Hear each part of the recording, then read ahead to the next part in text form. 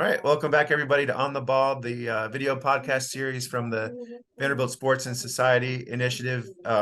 Really excited to have Dr. Jason Zaremski with us today from the University of Florida, where he is the head of the sports medicine division there, and really a world-renowned expert on pitching injuries. And Dr.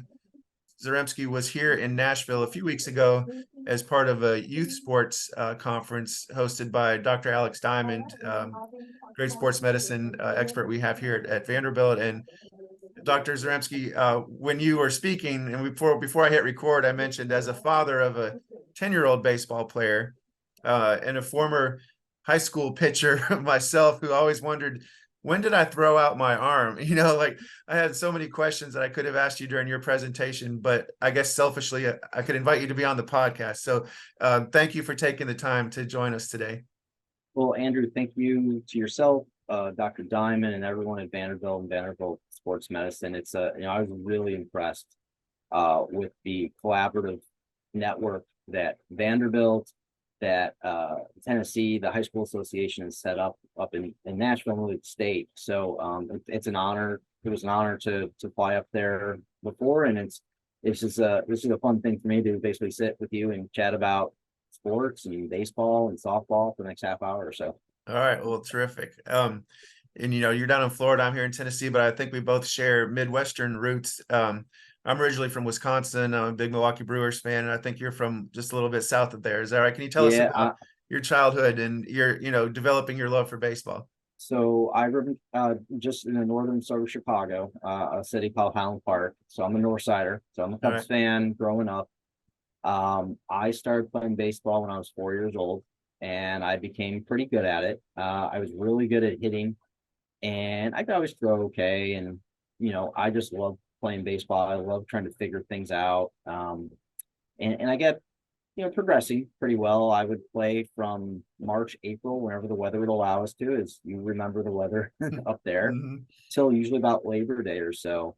And obviously my love, not just as a fan, of the Cubs, and then as a player, kind of the little league travel ball, high school legion ball. And, I was fortunate enough to progress and play in college. And then I started to develop some throwing injuries myself, milder in high school and then a little bit more severe in college. And because of that, I became really interested in why were we getting injured type of thing. It was more my curiosity. I was always interested in how things work. It's kind of like a Lego set. I love Legos too. So it's always kind of, well, if the elbow hurts, why is the shoulder then hurt? Or what the shoulder hurts, why is the elbow hurt? Or why can, this is back in the 80s, Roger Clemens or Nolan Ryan throw this much, and if someone the same size can't throw as hard or as fast? Or if someone like, if we want to go, old school for us, Fernando Valenzuela or Tom Glavine, who's a lefty throwing in at the time in the 80s, be tremendously successful pitchers. And that's very different than how pitchers are being successful today. So that always interested me. The other thing is I just love hitting. I love trying to figure out how to hit, and I was always a really good hitter all the way through college. So I just gravitated to it. I like to try to predict what the pitchers were going to throw when I was watching a game on, WGN for me growing up. For sure. And then eventually ESPN and Fox Sports and ESPN. And now actually I really like college baseball so much, just because I think at the major level, guys are just throwing so hard all the time. It seems like it's a strikeout or home run. So I love watching the college game. I'm fortunate to see some really good teams in SEC, ACC country, as well as, high school ball is unbelievable now too. So especially being in the South. So as you probably know. Absolutely. All right. So maybe to date you, I feel like we're probably around the same age, but so you're coming up as a Cubs fan. Is it like the Ryan Sandberg, Andre Dawson days, or who are some of your favorite players? My favorite. So I was born in 1976. So, so you're a little young. I will be 47 next month. So my favorite player growing up is Ryan Sandberg. The reason that I developed a love for him is I love the fact that he didn't say anything. He just let his game kind of showcase him. I think I maybe saw him get thrown out of the game one time, never argued. He just went about, playing the game, I think, he just did his job, so to speak. There was a few years before Bill Belichick would say that with the Patriots. He just went about and did his job. And I love that about him. As I started getting a little older and I transitioned from the field to more the position players to more of a catcher, I really started having a great appreciation for catchers. And when I moved to Boston, Boston Red Sox became my AL team. Because you couldn't like the Cubs and the White Sox. Right. But the Cubs were my NL team, the Red Sox were my AL team, and my second favorite player became Jason Varitek. Okay. I just loved how Varitek took charge as a catcher. He really, works his pitchers. He really focused on his craft. He seemed to be extremely well respected in the clubhouse. And Boston's a very tough market to play and succeed in. And now he's a bench coach for the Red Sox. So if I were to say my two favorite players of all time, it'd probably be Ryan Sandberg growing up and Jason Varitek as I got into my 20s and 30s. And then there's a handful of other players as well. Cal Ripken Jr. is another one who just went about and has played every day. So I always really like that. So between the Red Sox and Cubs, I guess Theo Epstein like changed your life. Yeah, Theo did a good job. It was funny, prior to 2004, I was like, why am I picking these teams? And since 2004, I was like, well, I can't really complain much anymore. That's right. Yeah. All right. So then you played college baseball at Emory. Is that correct? Yeah. So Emory University, which is for your listeners, is a Division III school in the South. Pretty consistently, they've been around a top 25 school. I was there 95 to 98. My sophomore, junior, and senior years, we made it to the national tournament for, I think it was the second time they ever made it there my sophomore year, and we made it 3 straight years, won a playoff game, didn't make it out of the regionals. And 2 years after I graduated, they made it to the Division III World Series for the first time. And I think since then, Emory has made it to the World Series, which is the final 8 teams at the D3 level. I think it's 3 or 4 times. They made it to the national championship once or twice. And since COVID, I think they haven't quite cracked the top 25, but for a good long 10 or 15 years, they were pretty consistent top 15 school. Okay. And so when you were a student athlete there, did you already have in mind that becoming a physician in sports medicine was something you were interested in, or did it develop over your period there? It developed, quite honestly, somewhere around my sophomore and junior year in college. I wanted to play baseball in college. That's what I knew. My parents wanted me to go someplace that was a good school. I was at the time about 5'10", 5'11", 185, and I could throw in the low 80s. So Division I schools weren't beating down my door, but I knew I was a good player. So I had some prominent Division I schools telling me that I could walk on there, and I probably sat on the bench for my first 2 years. Or the alternative is go to kind of a quote unquote lower level D1 or a good D3 school. And I sat down with my parents and we thought Emory is a really good combination. It's a very strong school academically. It's obviously Division III, so it's non-athletic scholarship. It's in the South. I really like the idea of playing in warm weather. I was kind of sick of the Chicago winters. Yeah. So that sort of worked out for me, and I would have had an opportunity to play right away. And I started out my freshman year on the bench, and by the 3rd game, they actually brought me in to start during a Saturday doubleheader, and I never lost the position. So I basically started for 3 3/4 years out of 4 years at Emory, and had a pretty good career. And this was as a catcher, is that right? Yeah, it was primarily as a catcher. When I wasn't catching, they would rest me either to DH. I occasionally played third, rarely left field. Okay. But you still had this developing interest too. And like you said earlier, the curiosity in throwing injuries and what makes pitchers tick. Yeah, well, the reason that happened was actually, I was always kind of curious how things occurred. And I wanted to get a business degree. I thought that would be a good backup for something. And Emory was one school that had a bachelor's of business administration. So instead of an MBA, I got a BBA. Okay. But during my junior year, I actually was having I finished the year, I think, ranked 9th in the country in hitting. I hit something like 480 something. Wow. But about 2/3 of the way through the season, I was throwing a ball down from home to second during warmups, and I felt severe pain in my elbow. And what happened, I suffered a partial tear of my ulnar collateral ligament, or what's known as the Tommy John ligament. Yeah. And I got pretty lucky. I didn't need surgery or anything, but it took me out about a month of the college season, which is about 3 months long at the Division III level.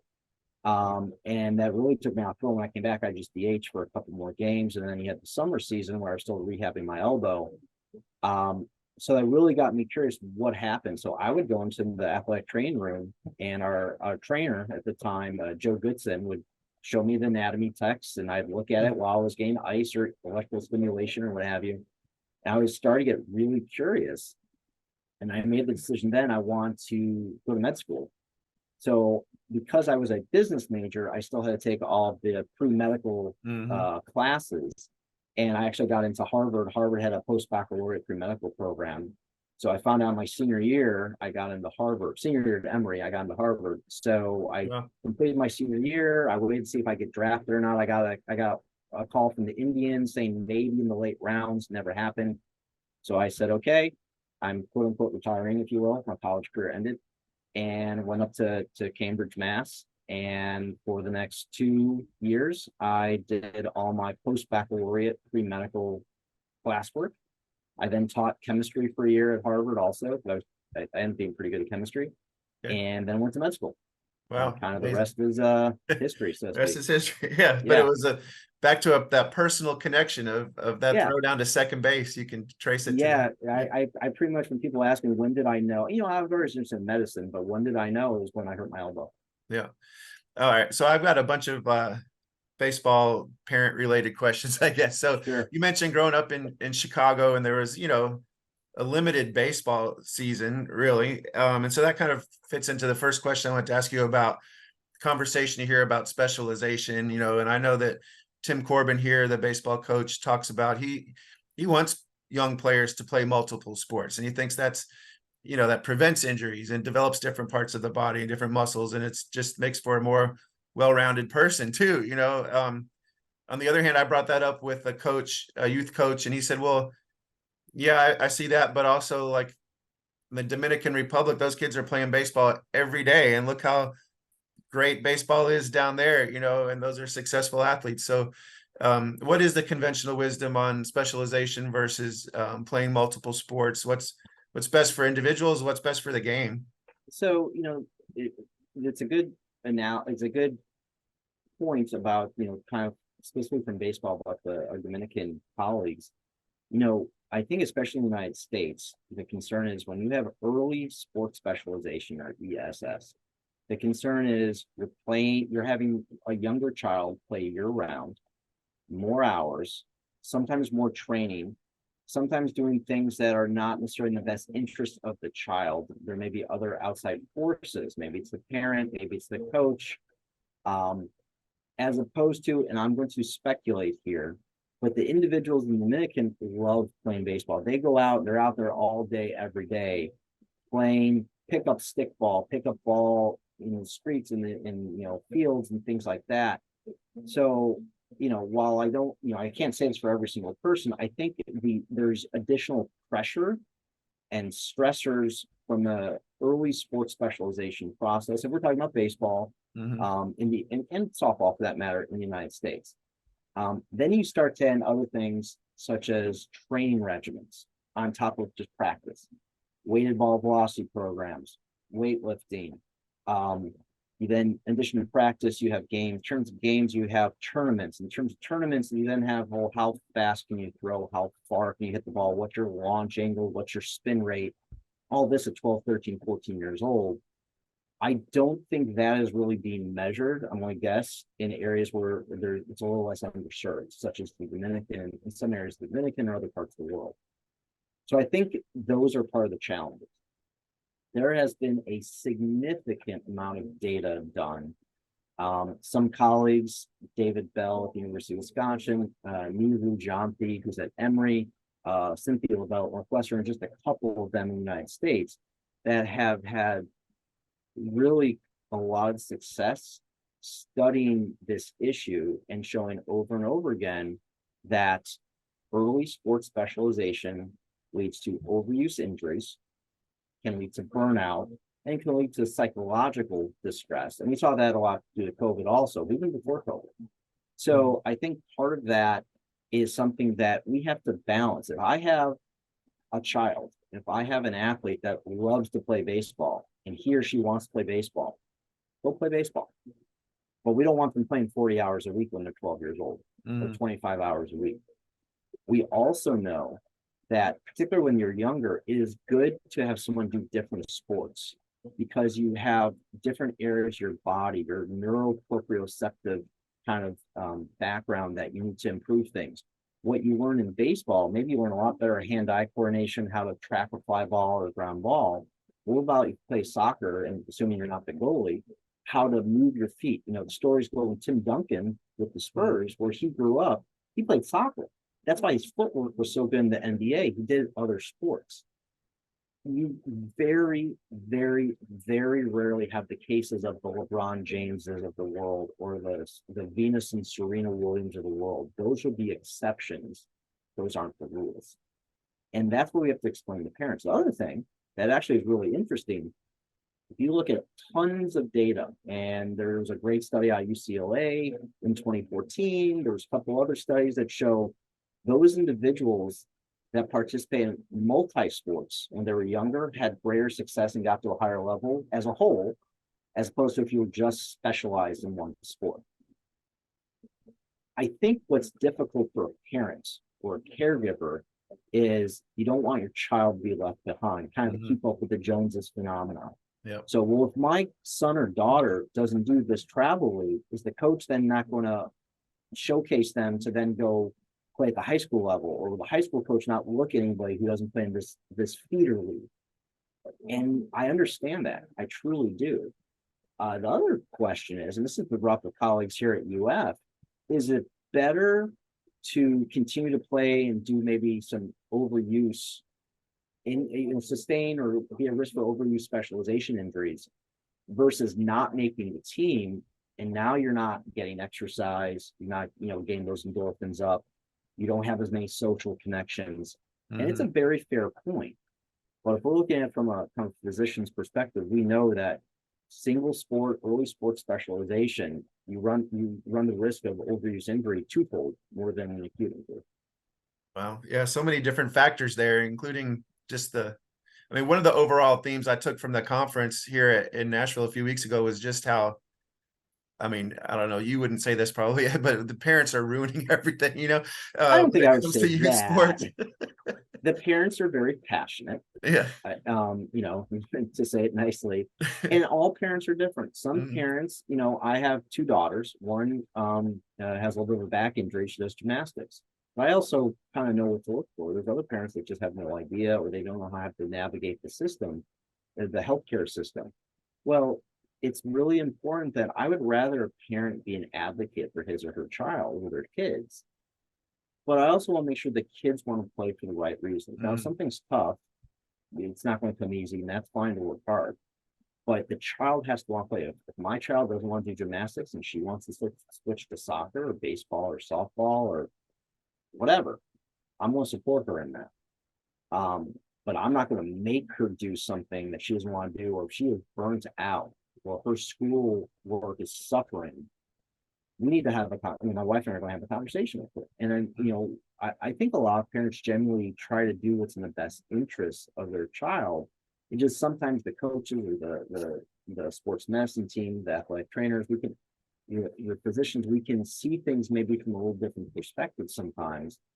But unfortunately, as you know, and as Dr. Diamond and everyone at Vanderbilt knows, you don't see overuse injuries until they happen. So if you prevent an overuse injury, you never see it happen. Right. So it's a challenging thing. We only see these, and when we go back and look for the last 5 years, are we doing a good job? So we're not going to know today until 2028, are we improving, how we care for our younger athletes. Okay. So another question I want to ask you is about when it's appropriate for a kid to start throwing a curveball or breaking ball. Watching the Little League World Series, seems like most of those pitchers are throwing them. My son's 10. I've told him just learn how to throw a strike with your fastball first. We'll do that later. But it seemed like in your presentation there was maybe some of the old conventional wisdom about like being too young to throw a curveball is not really considered true anymore. But you also said the most important pitch is strike one. So Yeah. where do you come down on this? Well, I think everyone who studies sports medicine, really baseball medicine, can quote Dr. Andrews. Birmingham used to say, You shouldn't throw a curveball until you can shave. Well, I'm redhead, and I wouldn't be able to throw a curveball probably until I was 22. So, but that said, if you actually look at the mechanical data, there's more stress on your shoulder and elbow when you throw a fastball than when you throw any off-speed pitch, changeup, slider, knuckleball, screwball, whatever. What I can say is sliders, which typically are much harder to throw when you're younger because your hands are smaller, have more force and torque across the inside part of the elbow than a curveball does. But if you actually compare a fastball to a curveball, there is theoretically more stress on the elbow when you throw a fastball. The question is, can you throw a curveball correctly? Or are you dropping your arm and doing other things that impact the elbow as well? My opinion as a dad, as a former catcher who had to deal with this when my pitchers weren't throwing strikes, and now as a sports medicine physician, is if you can't throw a strike by throwing the ball straight, why are you messing around with the off-speed stuff? So until you can throw a strike 7 out of 10 times, 6 out of 10 times as an 11 or 12-year-old, which I suspect many of the Little League World Series pitchers can. They're really good pitchers. These are some of the top kids in the world. Mm-hmm. You know, you shouldn't be messing around with the other stuff. I don't know if the old adage, though, you should not throw a curveball until you stop growing or you should shave. I don't know if the data bores that out exactly the same. I would kind of look at it a little different, the saying, until you can consistently throw a straight ball for a strike and your mechanics are good and efficient, that's when you can start, work on some other things. Because you can see all the time, you watch a kid on TV, even a high schooler, and occasionally ESPN or somebody will have a game on that's a high school game. You go, that motion doesn't look right to me, Right. compared to it. And yet, when you see like even big time Division I pitchers now, the SEC, the ACC, Big Ten, etc., you're like, look at Vanderbilt, look at Florida. I'm like, my God, these pitchers look like they're already AA pitchers. Their motions are so good, they're throwing so hard. And I always go back to a study that Glenn Fleissig, who's probably the most well-known biomechanist with regard to baseball and mechanics in this country. There's a study that he led that I think went for 7 years. And essentially the conclusion he came is if, as an adolescent, if you don't learn to have efficient, appropriate pitch mechanics before you go through puberty, your risk of injury goes up afterwards because now you've got all that power and torque and forces going across your elbow and shoulder and low back with poor mechanics. Usually when you're 7, 8, 9 years old, you're not getting severe injuries because you just don't have the power to do that. When you're 13, 14, 15, that's when they start to pop up. So I would prefer learn appropriate, efficient, correct mechanics first, learn to throw a straight ball, a fastball for a strike second.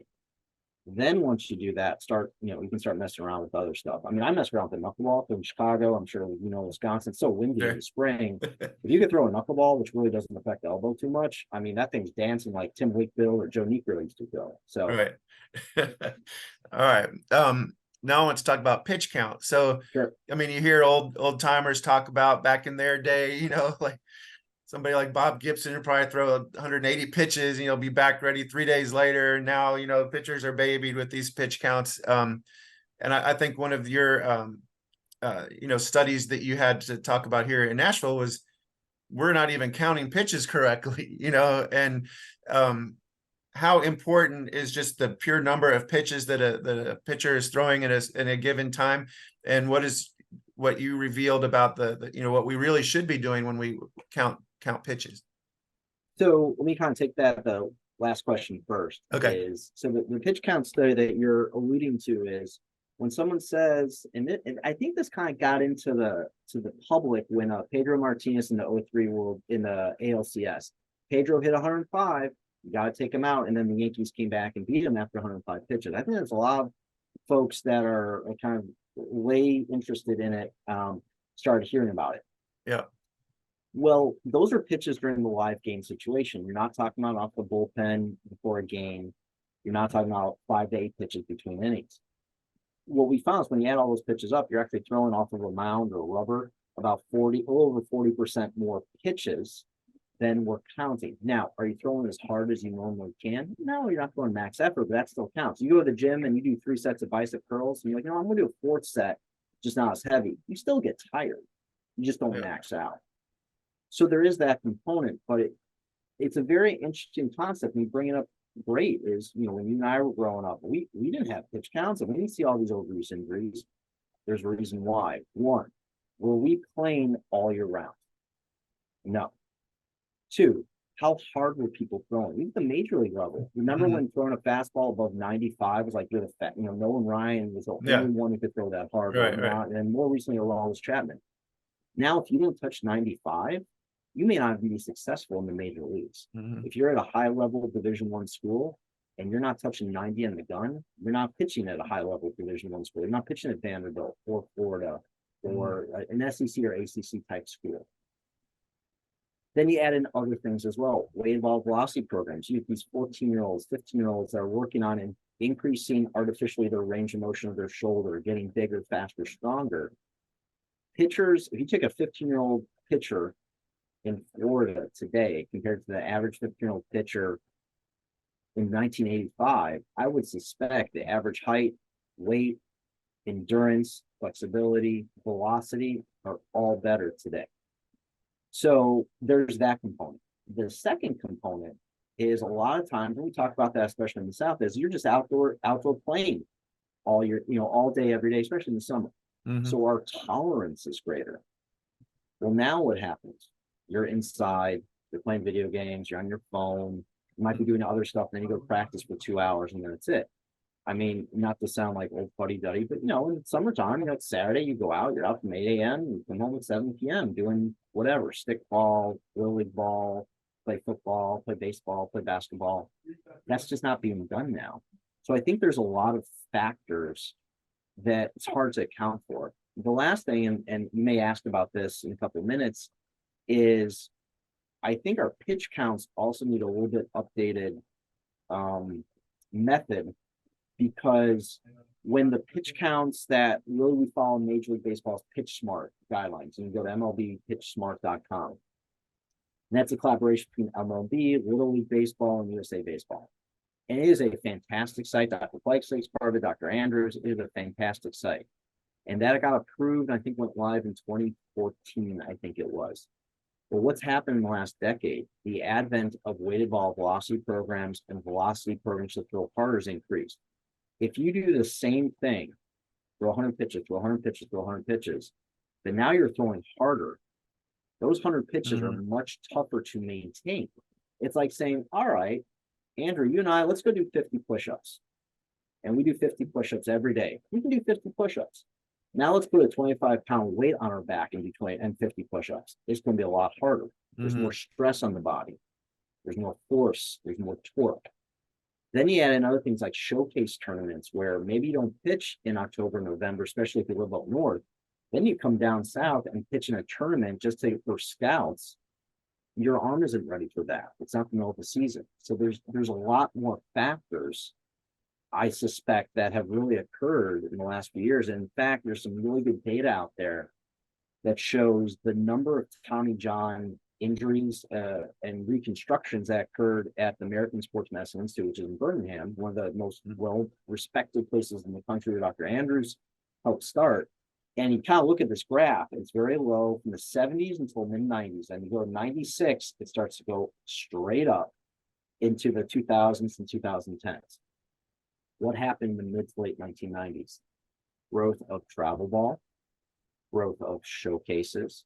Then what happened in 2010s? Growth of weighted ball velocity programs. I was in high school in the early 90s. We didn't really worry about this stuff until the mid to late 90s. So it all sort of happened that mid to late 90s, and since then it's all taken off in the last about 25 years or so.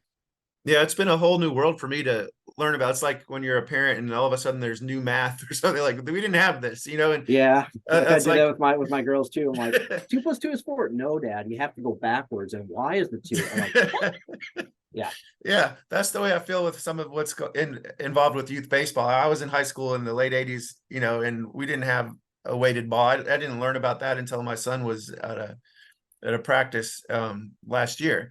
So can you talk more about the weighted ball velocity programs? I think there's mixed feelings about them, correct? And at what age is it maybe appropriate for a kid to experiment with that? So it's interesting. If you actually look at the data, go through all the research, there are actually some data that goes back to the 60s, I think, but they really became more popular and kind of in the vernacular of, that high school population on down, really probably in the last 5 to 10 years. What's interesting is these programs work. They absolutely work. They will increase your range of motion in your shoulder. It will increase your max velocity as short as 6 to 8 weeks if you do the program the right way. So I tell parents that, I tell athletes that, but you also have to realize it comes with an increased risk of injury.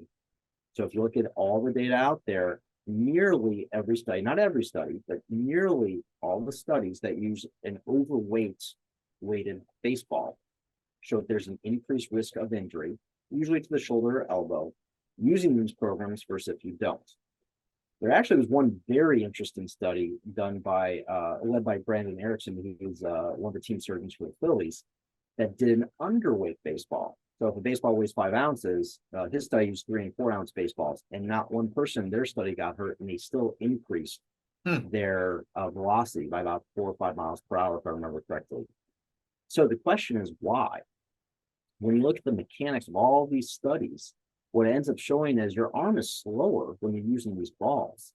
What happens is you artificially increase that external range of motion in your shoulder, that when you throw harder, now your arm goes faster once you're using regular baseballs in a quicker manner in 6 weeks, in 8 weeks, as opposed to maybe all winter training.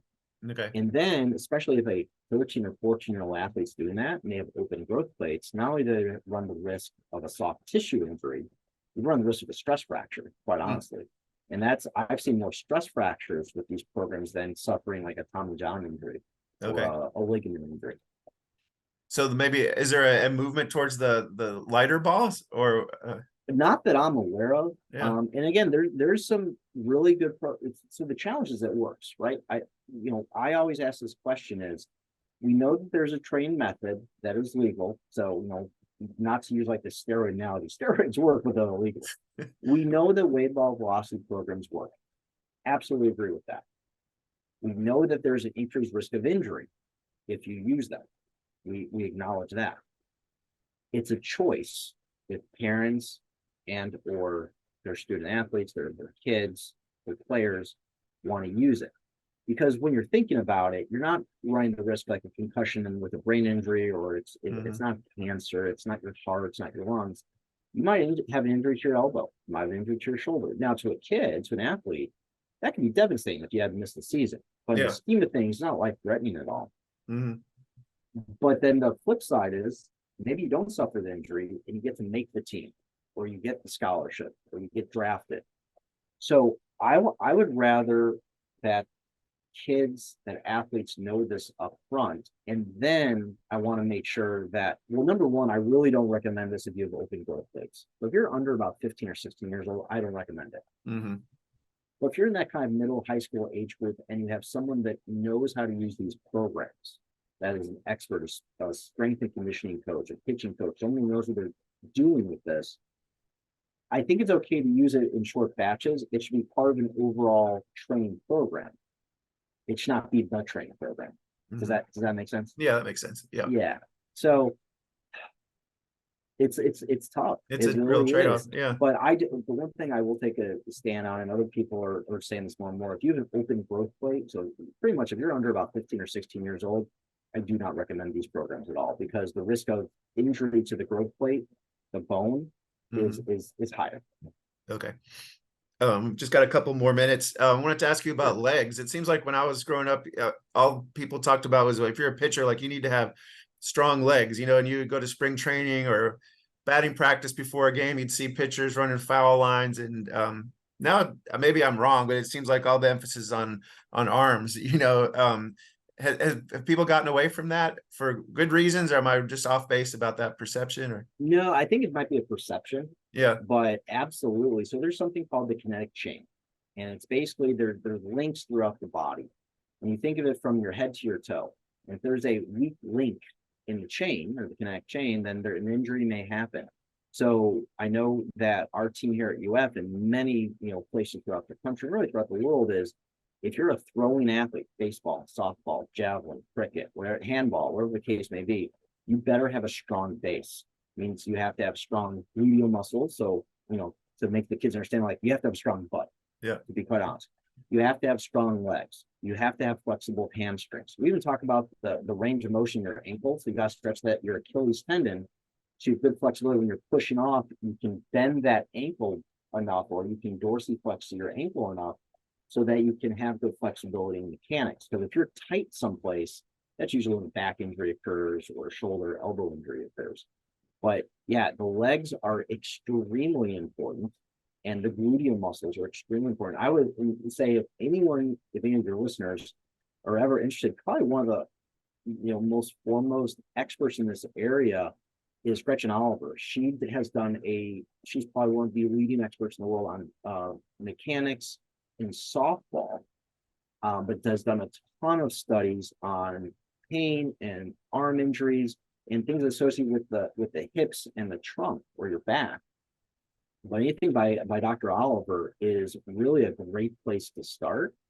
For anyone who really likes to look at the details and stuff, like I did when I was in college. Yeah. Because she's done a ton of it, and the importance of having a strong lower body is extremely important to support your upper body. Okay. You mentioned softball, and my woman who works in the office next door to me, her daughter is a youth softball pitcher. And in softball, it seems like the best pitchers might be out there almost every game. Is it just a matter of that's the underhand delivery? Are there concerns about overuse injuries in softball too, or how do they differ from baseball? Yeah, so it's a great question. If you're talking about pitchers specifically, so in windmill pitching, it's a windmill motion. So it's a completely opposite motion than the baseball pitcher. There is more stress into the front of the shoulder. So a lot of times we worry about like biceps injuries, like bicep tendonitis, things like that. There is a concern. There's a real concern of overuse injuries because there aren't these recommendations that are prevalent in each state or throughout the country on pitch counts in softball pitchers. We also know while there are a lot of overuse injuries in softball players, including pitchers, they aren't on average as severe as the baseball pitchers. So baseball pitchers, what do we hear about the most primarily? The Tommy John injury. What happens when you have to have Tommy John surgery? You're out typically for a year, give or take. They're not nearly as common, and you don't have as severe injuries in softball. So I think that's why there hasn't been as much of a push yet to have these guidelines on pitch counts or overuse and things like that. And I know that there's some high-level experts in softball medicine, just like baseball medicine, that are working behind the scenes to kind of get the message out from the grassroots level on board to say, hey, wait a second, our softball pitchers are just as important as our baseball pitchers. Yeah, they may not suffer a Tommy John injury or a UCL injury of the elbow, but we got to make sure that we're training primarily, for the most part, our women the same way as our men, and get them strong, get that tolerance up, and not overuse them. So that's being done as well. It's just because my opinion is the severity of injury in softball pitchers is not the same as baseball pitchers. I don't think there's been that push at the highest levels to get some of these guidelines out there. Okay. All right. And the last thing I wanted to ask you was about your national team and your international experience, and was curious, when you're around baseball programs from other countries, I mean, are there approaches that are different that you've noticed in other parts of the world? Do you get a chance to talk to physicians or team doctors from other countries, and are they looking? Is the United States really leading on this, or have you noticed anything interesting in other parts of the world? Well, I would say when I covered the World Baseball U18 World Series, I happened to be in the United States. It was in Sarasota last fall. There were 12 countries, and you don't really get a chance to pick the brains too much because each country or delegation does their own thing, and then I kind of oversaw everything under the supervision of the WBSC. But what was interesting is I got to talk to the Japanese team doctor a little bit, and they are very proactive. And I think this goes back to, we remember seeing Ichiro with the Mariners. He would stretch for half an hour, 45 minutes. Their mechanics are perfect. I mean, they go through such things in a certain way. And then we watch other countries do things in a certain way. Maybe Australia would do things one way. Maybe the Far East teams such as Korea Chinese Taipei, Japan does them a little bit different way. And then the Canadians are doing similar to the United States. So there's a common theme, but then there's little tweaks to everything. So as far as the ins and outs, I think the Australians, not just for baseball, for anything, I think the Australians are probably far ahead of the game in terms of training because they've been studying workload, which is kind of a bigger topic than we've talked about. Mm-hmm. They're 20 years ahead of the United States in this. Yeah. They've been doing this since the probably the 90s and 2000s. There's a expert in this area, Dr. Tim Gavitt, that's probably the world-renowned leader in workload and exercise and sport. And then a lot of this started with the lower extremities. So soccer in our country, football throughout the rest of the world is obviously the most dominant sport. And it's entered the United States vernacular. You probably started to hear more and more like NBA players are watching their workload management. Right. Why isn't LeBron playing tonight? Workload management. So that's really entered into the United States vernacular in the last couple of years, but that's been in Australia for 20, 25 plus years. So I think it's an overall training theme, but so far as for baseball specific, I don't have anything different to report. Right. Yeah. Okay. Well, this has been a fascinating discussion. One other question I had, Tommy John surgery, it seems so prevalent. Like, Yep. Is it getting almost to the point where people are going to have like preventative Tommy John surgery before they even need it? I mean, what's happening there? So hopefully not. There should never be preventative surgery of any reason. Right. In sports at least. No, there actually was a study done. Chris Ahmad, who was the Yankees team doc and works at Columbia in New York.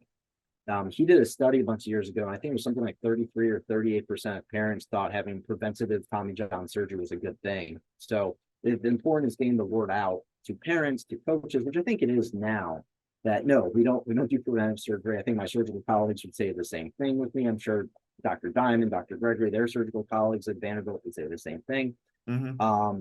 But Tommy John surgery or ulnar collateral ligament reconstruction, and there's also something kind of a repair. You probably heard about this with the San Francisco 49ers quarterback Brock Purdy when he hurt his elbow during the playoff game last January, I think it was. It is very prevalent in baseball. There was one study, I think something like 25% of all professional pitchers, so minor and major leaguers, have had Tommy John surgery. Wow.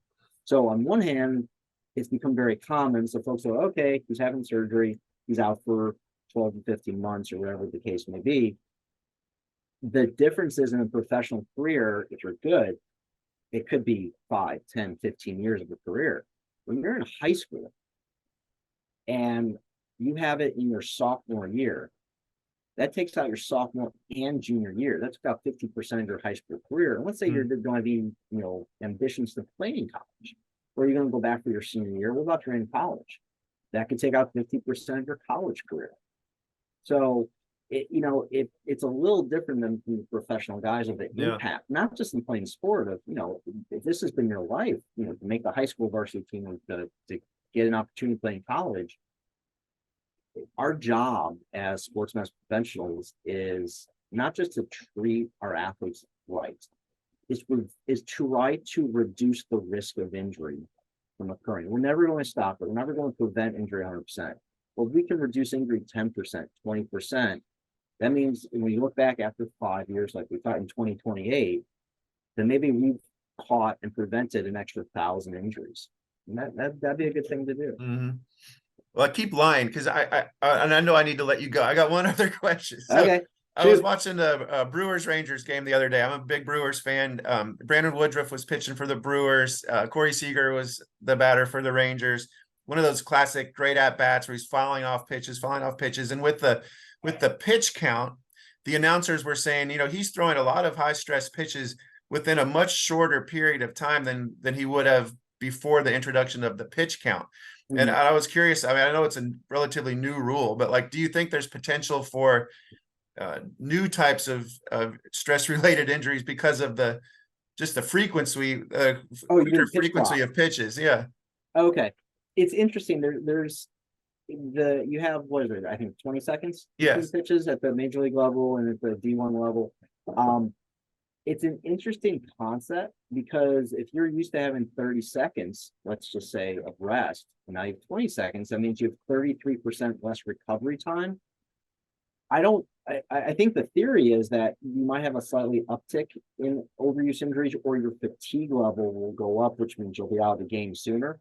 Mhm. I don't think we're really going to know that till we have at least a season or two worth of data, Yeah, yeah, quite that'll be honestly. interesting to follow. Yeah. So, but yeah, that's actually something a lot of us in my world kind of talked about in the off season and during spring training. Go, oh, I wonder if there's going to be a little bit increase either of injuries, or if your average pitch outing, at least from starters, goes down a little bit, just because of that. But I would also expect a year or two from now, once your body becomes used to it, you may get caught up again. Okay, I see. I see. Yeah. Okay. Well, I know you have other things to do today, so thank you so much. It's been fascinating. I really appreciate you taking the time, and keep up the great work. I wanted to ask you, for folks who are interested in, what you're up to, the research that you're doing, where can people follow you? Are there other sources that you recommend online that parents, especially coaches of youth baseball players, should follow? Well, I think some great reputable sources. Are one, if you go to MLB Pitch Smart, I think that's a great source. It's reputable. Their team docs, the affiliate with Major League Baseball, USA Baseball, Little League Baseball. Go to Little League Baseball and softball. I think that's a great site. Stuff that I do, I usually use, I guess the site formerly known as Twitter, or we call it X now. Hmm.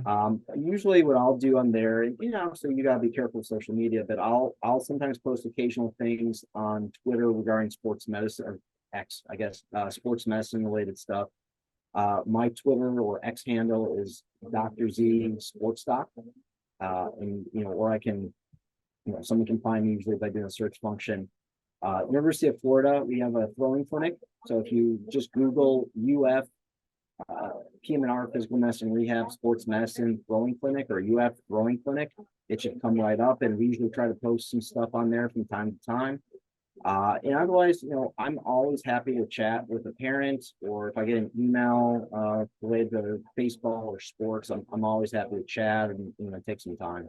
So Oh, that's great. Well, thank you, and thanks for making baseball a better experience for everybody. As a parent, I appreciate the work you're doing, and hope that it's something that coaches around the country pick up on, and that just improves the quality of life for everybody. Well, thank you for the opportunity to chat today, and thank you to all everything that Vanderbilt is doing. Like I said before, just give another shout out to Dr. Diamond and entire sports medicine team and athletic training team at Vandy and in Tennessee. It was really quite impressive when I was at the conference. So y'all are doing a great job too. That's great to hear. All right, thanks so much.